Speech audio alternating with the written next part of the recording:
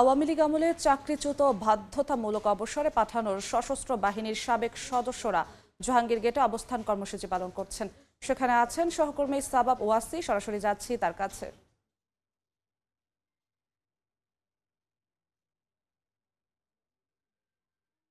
সশস্ত্র বাহিনীতে বিগত ১৫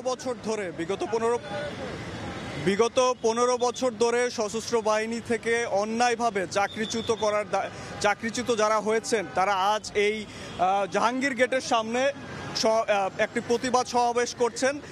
আমরা এখানে দেখতে পাচ্ছি যারা আছেন তিন বাহিনীর বিভিন্ন চাকরিচ্যুত সদস্যরা এবং তাদের পরিবারবর্গ এখানে জড়ো হয়েছেন, একটা কর্মসূচি দিয়েছেন।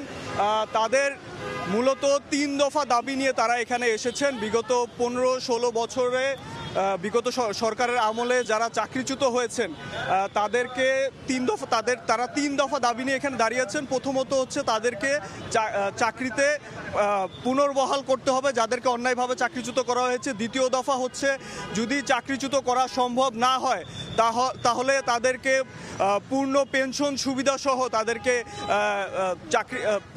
পেনশন সুবিধা তাদেরকে দিতে হবে। তৃতীয়ত হচ্ছে যেই ব্রিটিশ আইনের যে তারা বলছেন যে একটা নির্দিষ্ট যেইভাবে তাদেরকে চাকরিচ্যুত করা হয়েছে যেই পদ্ধতি ফলো করে সেই পদ্ধতির সংস্কার তারা চান।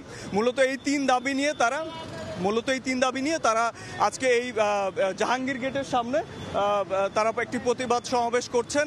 আমরা এখানে দেখতে পাচ্ছি চাকরিচ্যুত পরিবারবর্গ এবং যারা সবাই এখানে দাঁড়িয়েছেন।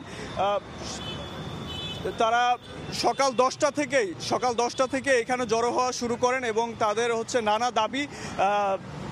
তারা আমাদেরকে জানিয়েছেন যে গত 5 তারিখ সেপ্টেম্বর মাসে 5 তারিখ তারা প্রধান উপদেষ্টার বাসভবন যমুনায় তাদের তালিকা প্রদান করেছিলেন এবং গত 8 তারিখ তারা হচ্ছে প্রেস ক্লাবের সামনেও তারা কর্মসূচি করেন এবং তারা গত 15 তারিখ 350 জনের তালিকা করে